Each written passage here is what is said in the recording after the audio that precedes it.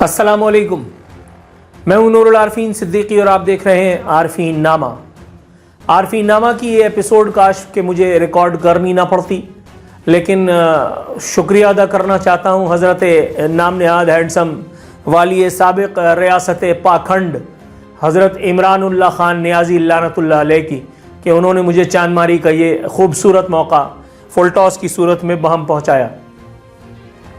Army chief general Asim Munir पर खुदकुश हमला फरमाया है साबिक़ वज़ीर आज़म बाजवा ने।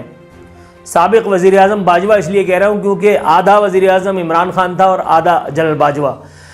इमरान खान ने जनरल बाजवा के पेशरो, उनके मौजूदा हमअसर, उनको क्या कहेंगे, जनरल सैयद आसिम मुनीर को ईद का बोनस जो है वो नहायत शान तफाखुर के साथ जारी किया है।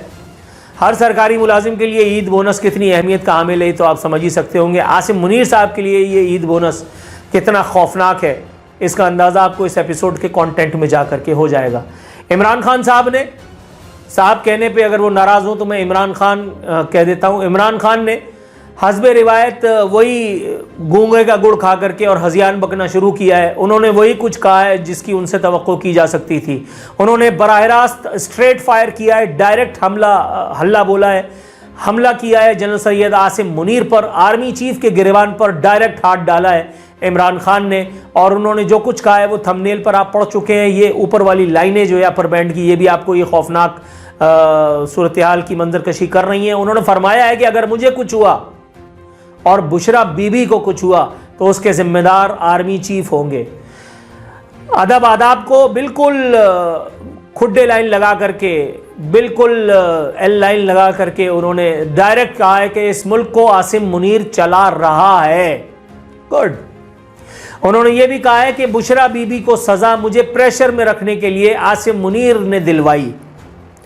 इसमें कोई ऐसी नई बात, अनोखी बात नहीं है, लेकिन मैं सबसे पहले, इससे पहले कि सूरत हाल की मंजरकशी करूं, मैं आसिम मुनीर साहब से इजहार यकजहती करके और अपने मुद्दे की तरफ आऊँगा। हुजूर, आपकी मेहनत शाक़ा अल्हम्दुलिल्लाह सुम्मा अल्हम्दुलिल्लाह आज ये रंग लाई है। 2 नफिल आर्मी की जितनी मसाजिद हैं इस मुल्क में उसमें पढ़ने का आर्डर दे दीजिए। आर्मी के तमाम सिपाहियों को सरकारी खर्चे पे खाना खिलवाने की जो है वो नवीद सुना दीजिए। और अगर हो सके तो इमरान खान के इस एहसान का बदला उसको मजीद एक अदद एक्सरसाइज मशीन दे करके, मजीद कुछ और उसके मर्जी के खाने खिलवा करके अदा कीजिए।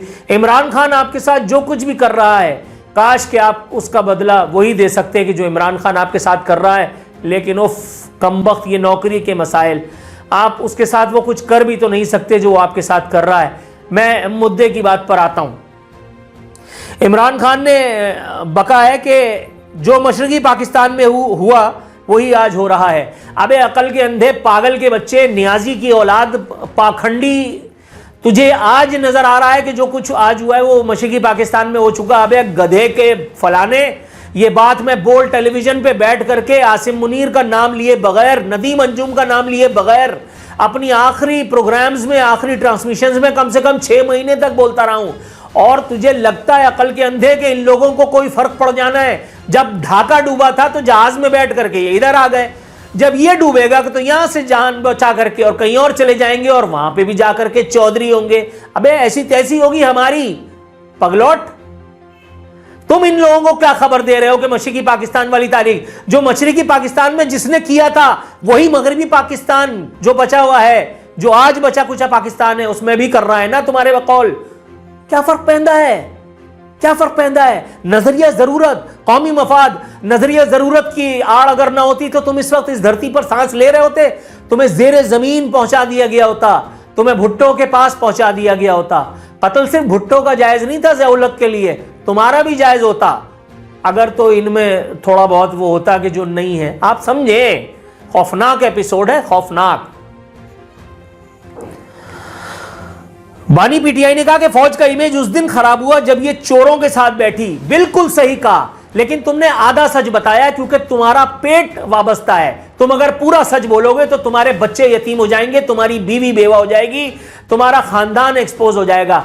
फौज जिस दिन चोरों के साथ बैठी उस दिन ये एक्सपोज हुई। सबसे पहला चोर नवाज शरीफ, उसके बाद पीपल्स पार्टी, बेनजीर भुट्टो, आसिफ अली जरदारी और फिर इमरान खान, तुम्हारा नंबर 4 आता है मेरे बच्चे। तुम भी उन चोरों के उस्ताद हो। तुम ऐसे चोर हो कि जिसने ऐसी ऐसी इंडस्ट्रियां लगाई हैं जो ग्रो तो करती हैं लेकिन नजर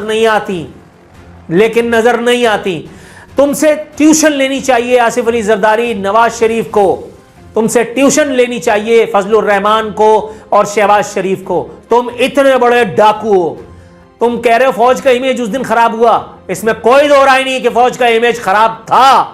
इसमें कोई दो राय नहीं कि फौज का इमेज बर्बाद हो चुका। यह बात आईएसआई में सर्विस में मौजूद लोग खुद कहते फिर रहे हैं। यह बात आर्मी से वाबस्ता अहम शख्सियात निजी महफिल में जेर लब कहती फिर रही हैं। और ऐसा भी नहीं है कि आसिम मुनीर या नदीम अंजुम को यह बात नहीं पता। ओ yes, they know each and everything, but धंधा है, सब गंदा है, ये कुछ नहीं होता। आगे बढ़ो, सर्विस पूरी करो और उसके बाद वीआईपी करके गोल्फ खेलो। आसिम मुनीर के बारे में उन्होंने मजीद क्या फरमाया था भैया? कहां गया? हाँ, इनाम शाह और तोशाखाना के एक मुलाजिम को आईएसआई ने मेरे खिलाफ वादा माफ गवाह बनाया। अबे आईएसआई जब तुझ जैसे आदमी को वजीर आजम बना सकती है तो एक टके के आदमी को तेरे खिलाफ वो गवाह क्यों नहीं बनाया जा सकता भाई? आईएसआई के लिए ये हराम है और वो हलाल था, ये कहां लिखा है? और आईएसआई के लिए या आर्मी के लिए तो कोई हराम हलाल नहीं होता, सब जरूरत की बात होती है। कल जरूरत थी नवाज शरीफ को वजीर आजम बनाने की तो आर्मी चीफ के तौर पर वो गाड़ी चला रहा था राहिल शरीफ। वजीर आजम बनाने की जब बात थी तो शहबाज शरीफ को भी guard of honour Asim Munir ने दिया, आसिम मुनीर से पहले वालों ने भी दिया। यह तो कोई ऐसी बात नहीं है। पापी पेट का सवाल है बाबू, क्या हो गया? आईएसआई के लिए हराम हलाल क्या होता है? फौज के लिए क्या हराम हलाल है? जब उन्होंने बनाना है तो बनाना है। कल तुम्हें बनाया था, आज इनको बना दिया, कोई फर्क नहीं पैदा। आगे बढ़ते हैं। हो इमरान खान का कहना था कि जनरल आसिम मुनीर ने मुझे तोड़ने के लिए तोशाखाना रेफरेंस में बुशरा बीबी को सजा दिलवाई, लेकिन इसके बावजूद फवाद चौधरी प्रेस कॉन्फ्रेंस कर चुका था, लेकिन इसके बावजूद उसे वादा माफ गवाह बनाने के लिए पकड़े रखा गया।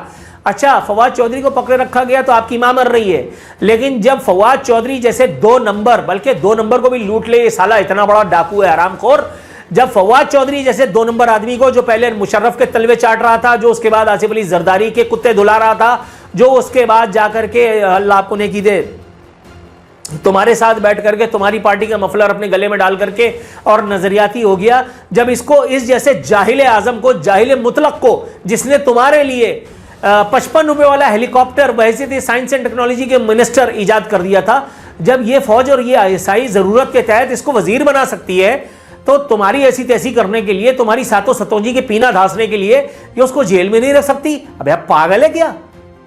खुराक तो तुझे पूरी मिल रही है, यानी कोकेन, शराब वगैरह ये वो, और आसिम मुनीर और नदीम अंजुम और इनके अलावा इनके अच्छे खान भी नहीं रोक सकते क्योंकि ये बाहर से ऑर्डर आया हुआ है। तो फिर ये तो नशे की डोज में कमी या ज्यादती के सबब ऐसा होता है। कोकेन खान क्या हो गया भाई? उनका कहना था कि चीफ जस्टिस काजी फायज ईसा को फैसलाबाद केस और भुट्टो केस याद है, मगर काजी फायज ईसा को नजर नहीं आ रहा कि लोग मिलिट्री जेलों में पड़े हुए हैं। काजी फायज ईसा के साथ पेट नहीं लगा हुआ? साकिब नासूर भी तो था, वो एक हरामजादा जिसने अपने घर की छत पे जो है वो पाकिस्तानी कौम के पैसों से डैम बना दिया। किसी ने उसका कुछ काट लिया? 10 लाख रुपए पेंशन तुम ही ने अप्रूव की थी ना उसकी, सिर्फ इसलिए कि उसने बाजवा और फैज हमीद उस वक्त के जानी डीजी आईएसआई के कहने पे तुम जैसे मरदूद मलऊन को, तुम जैसे जारबन के नाड़े के ढीले आदमी को, तुम जैसे लूज कैरेक्टर आदमी को जो है वो उसने सादिक और अमीन करार दिया था। तौबा इस्तग़फ़ार, तौबा इस्तग़फ़ार। इस आदमी को इस हरामज़दगी के लिए जहन्नम के निचले तरीन दर्जे में डाला जाएगा इंशाअल्लाह, मुझे यकीन है। और इसके साथ इसके बराबर वाले वीआईपी ब्लॉक में तुम और बाजवा और फैज हमीद भी होंगे। आधी बात कर रहे हो, आधे अपने मतलब का सच बोल रहे हो, पूरा सच। आरफीन नामा सच और सिर्फ सच। उड़ा दो गर्दन ऐसी की तैसी में जाए। उन्होंने कहा कि 18 मार्च को मुझे जुडिशियल कॉम्प्लेक्स में कत्ल करने का मंसूबा था, 24 घंटे पहले ही जुडिशियल कॉम्प्लेक्स को टेक ओवर कर लिया गया था। अच्छा बच्चू, बात यह है कि तुम्हें तो ठोकना था बहुत पहले। मैं आज यहां बैठ करके बबांगे दोहल फिर ये कह देता हूं, तुम्हें ठोकने का प्लान तो था, तुम्हें ठोके जाने का इम्कान भी था, लेकिन ये बात मैं आरफीन नामा में 50 दफा बता चुका हूं कि तुम वो ईजाद हो जो अपने मुजिद से एक कदम आगे है। इससे पहले कि वो तुम्हें ठोकते, तुमने वहां जलसे में खड़े होकर के कह दिया कि मैंने अपनी एक गुलाबी वीडियो बना दी है जिसमें मैंने तमाम जिम्मेदारों का तयन कर दिया और वो वीडियो पाकिस्तान में नहीं है। इसलिए एस्टेब्लिशमेंट के जो है वो ठंडे पसीने छूट गए। उन्होंने कहा ले उस्ताद ये तो हो जाएगी कहानी खराब, इसलिए तुम अब तक जिंदा हो। जुडिशल कॉम्प्लेक्स में पागल है, तुम्हें मारेंगे ये लोग। बेनजीर वाली कहानी दोहराई नहीं जाएगी तुम्हारे साथ कम से कम, क्योंकि तुम्हारा डोमिसाइल और उसके डोमिसाइल में बहरहाल फर्क था।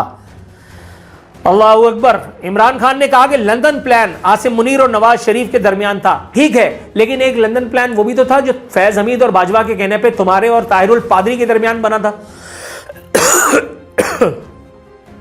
माजरत रोजे में। उस लंदन प्लान को हराम कहो और इस लंदन प्लान को फिर मैं हराम कह दूंगा, लेकिन तुम ये कह सकते हो फैज हमीद और बाजवा ने जो कुछ किया वो हलाल था। ताहिरुल पादरी और इमरान खान के दरमियान जो है वो जो लंदन प्लान बना था वो ओके था, लेकिन जो लंदन प्लान बकौल तुम्हारे आसिम मुनीर और इन लोगों के दरमियान बना वो हराम है। क्यों भाई, अंधी लगी है? हलवाई की दुकान पे बाबा जी का फातिहा कर रहे हैं। फरमा रहे आईएसआई ने जजेस की तकर्रियां करवाई। ओ यस, आईएसआई ऐसा करती है। आईएसआई खुद से कहे या ना कहे, मैं कह रहा हूं, इसका मतलब है आईएसआई की बात आप मान लीजिए। ऐसा है, और ऐसा उस वक्त भी हो रहा था कि जिस वक्त साकिब नासूर के कहने पे साकिब नासूर कह रहा हूं, मरदूद क्या नाम था उसका, फैज हमीद और वो जलील आदमी बाजवा, इन दोनों के कहने पे जिस वक्त जस्टिस शौकत सिद्दीकी के गिर्द जो है वो तनाबे कसी गई थी, आईएसआई के कहने पे उस वक्त भी बहुत सारे 2 नंबर लोगों को सुप्रीम कोर्ट का जज बनाया गया, हाई कोर्ट के जजेस साहिबान के तौर पे उनका तकर्रुर किया गया। उस वक्त वो हराम था, आज ये हलाल है। क्यों भाई, हर दौर में ऐसा होता रहा है, आज भी हो रहा है। यस, बिल्कुल हो रहा है। सच पूरा बोल बेटा, सच पूरा बोल।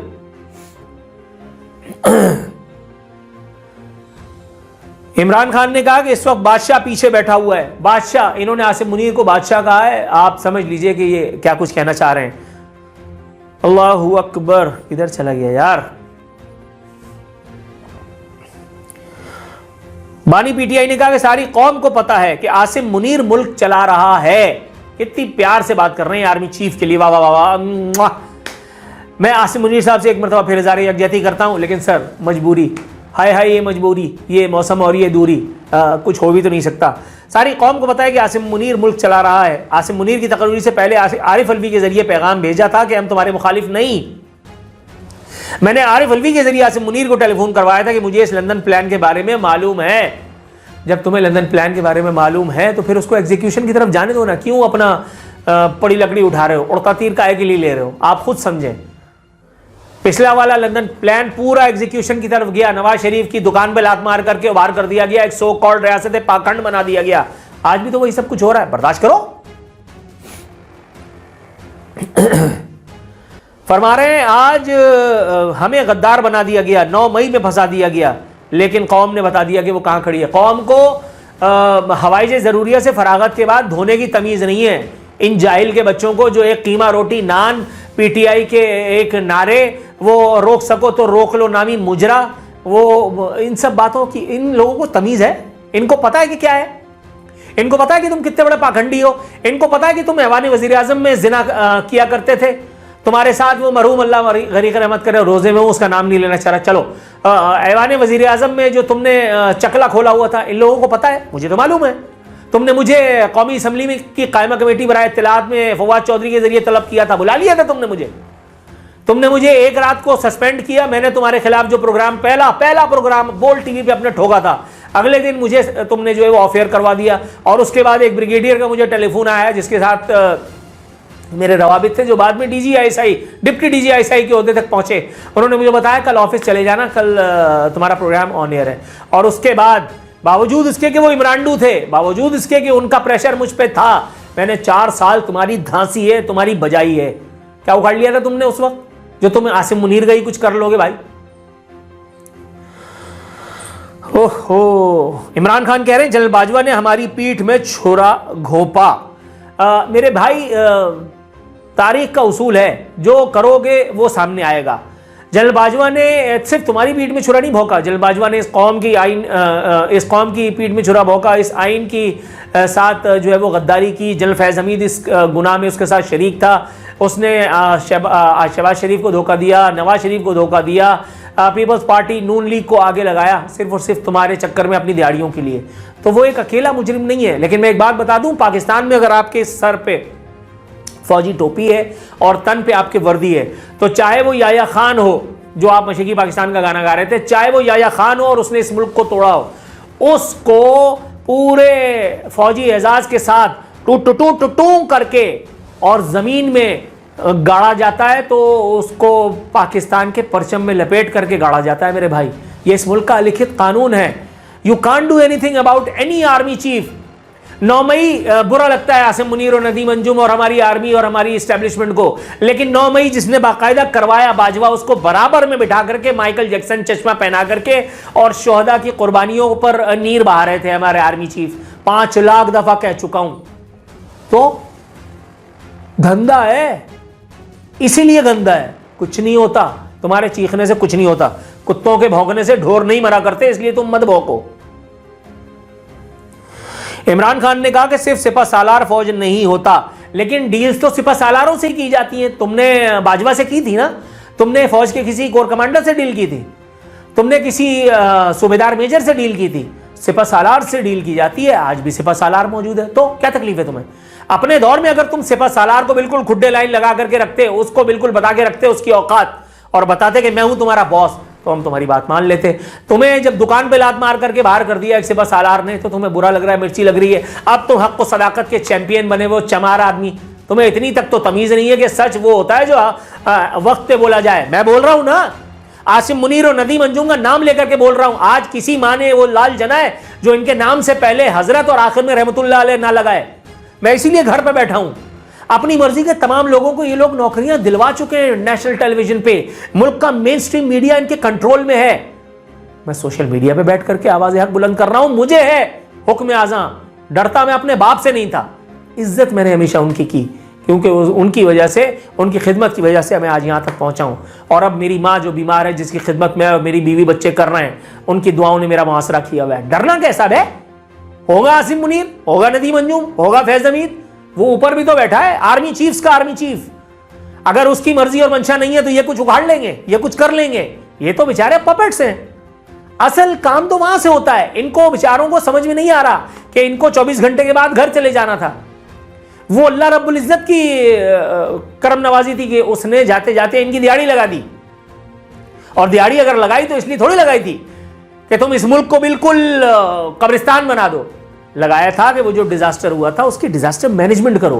लेकिन मैनेजमेंट के नाम पे ये अपने उम्रे, अपनी नवाफिल, खाने काबा के अंदर जा करके पूरी फैमिली को लेकर के, मतलब ये अलल्ले तल्लों के चक्कर में पड़ गए। ठीक है, इनका भी हाल वही होगा, ये भी तारीख के कब्रिस्तान में जाके दफन हो जाएंगे। बाजवा के साथ देखा था ना अफगानी ने कैसे मादर जाद गालियां बकी थी माँ और बहन की। क्या बईद है कि वो एपिसोड दोबारा हो जाए, बल्कि क्या बईद है कि कोई थप्पड़ उप्पड़ ही मार दे। दुनिया आगे की तरफ जा रही है, कोई मसला नहीं है, टेंशन नहीं लो। फरमाते हैं कि हुकूमत गिराने के बावजूद 2 मरतबा जनरल बाजवा से मिल सकता हूं तो किसी से भी मिल सकता हूं। नबी करीम सल्लल्लाहु अलैहि वसल्लम की हदीस है, जब तुम हया ना करो तो जो चाहे करो। एक और हदीस पाक का मफहूम है कि जब इंसान का हाथ किसी के आगे फैल जाता है ना भीख मांगने के लिए, तो फिर अल्लाह उस हाथ को वापस नहीं आने देता। तुम्हारा हाथ भीख मांगने के लिए इस्टेब्लिशमेंट के सामने 1 मरतबा फैल चुका, 2 मरतबा फैल चुका, जिसका जिक्र तुम खुद कर रहे हो। और अब तुम ये भीख भी मांग रहे हो कि मैं आसिम मुनीर और नदीम अंजुम से भी बात कर सकता हूं। याद रखना, तुम्हारा हाथ ऐसे ही फैला रहेगा, इसलिए कि खुद इनके दामन में तुम्हें देने के लिए रहम और हमदर्दी के सिक्के नहीं है। ये बेचारे भी मजबूर हैं, कुछ नहीं होने का, कुछ भी नहीं होने का। आखिरी स्कड मिसाइल का हमला इन्होंने किया, उन्होंने कहा जनरल आसिम मुनीर ने मेरी बीवी को टारगेट किया, मुझे और मेरी बीवी को कुछ हुआ तो आसिम मुनीर जिम्मेदार होंगे। अच्छा, तुम्हारी ये बीवी भी तो जनरल बाजवा और जनरल फैज हमीद की वजह से आई थी, उन्होंने तुम्हें किराए पे दिलाई थी। वही जिसकी इद्दत तुमने पूरी नहीं होने दी तो तुम्हारी अल्लाह में ने मुद्दत पूरी नहीं होने दी। तो एक जनरल ने तुम्हें ये बीवी करा करके दे दी, अगर दूसरा जनरल तुम्हें इसके साथ थोड़ा बहुत, मतलब आप समझे, लो लपाटा अगर हो रहा है तो फिर क्या खराबी है? ये कौन सा बड़ी वफादार, बड़ी आबरू वाली खातून है? पीटीआई वाले मुझे इमरान खान के एपिसोड पे लिख रहे हैं शर्म करो, औरतों का लिहाज करो। अबे हरामजादो, इमरान खान की नाजायज औलादो, तुमने कभी इंसान का एतबार किया? तुमने कभी ना मुल्ला को छोड़ा, ना मुफ्ती को छोड़ा, ना मजहब को देखा, ना इस्लाम को देखा। तुमने सिर्फ गाली बक्की, तुमने सिर्फ गाली बक्की, लोगों को रुसवा किया सिर्फ इसलिए कि वो इमरान खान के बारे में बात करता है। तो मैं तुम्हारी ये नाम नेहाद रियासत मदीना के वाली और इसकी जो फलानी है, इसको मैं छोड़ दूंगा, मैं तो धांस दूंगा, मैं तो किसी की नहीं छोड़ता। ये अर्नल जर्नल कर्नल मैं तो उनकी नहीं छोड़ता। इमरान खान क्या बेचता है वे? आखिरी लतीफ़ा उन्होंने जो सुनाया, उसके बाद फिर रावी जो है वो बेहोश हो गया। उसके बाद मजीद उसमें कुछ कहने की सकत ना थी। उन्होंने कहा कि आसिम मुनीर को, कहाँ चला गया बे? एक तो ये इश्तिहारात, अल्लाह। हाँ, आसिम मुनीर को पैगाम देना चाहता हूँ कि एक प्लान इंसान बनाता है और एक अल्लाह, कामयाब अल्लाह का प्लान होता है। अल्लाह अल्लाह रे अल्लाह वाला, कुछ जिना कर रहा है, इद्दत पूरी होने नहीं दी, जिना करके बीवी को रखा हुआ है और अदलिया के अंदर मौजूद इमरानडूज की मदद से अपने जिना को जो है वो शादी का वो दिया हुआ है, हराम को हलाल कर रहा है। मतलब जो शराब के बगैर, कोकेन के बगैर, औरत के बगैर, जिना के बगैर रह नहीं सकता, जिसने पाकिस्तान की तारीख में बड़े बड़े स्कैम्स कर दिए। सिर्फ कोरोना के दिनों में 40 अरब रुपए। उज़मा कारदार, चलो आज नाम भी ले लेता हूं, उज़मा कारदार, जाओ जाकर के पूछो उज़मा कारदार से, बोलो FIA नैब से फलाने से ठिकाने से कि उठाए उसको, पूछे। बोल टेलीविजन पे मेरे प्रोग्राम में आई थी, आकर के बैठ करके उन्होंने ऑफ द रिकॉर्ड गुफ्तगू में 2-3 लोग और मौजूद थे, उनके सामने ये इंकशाफ किया था। भाई तू अल्लाह रसूल की बातें कर रहा है, मामा लगाऊं एक कान के नीचे।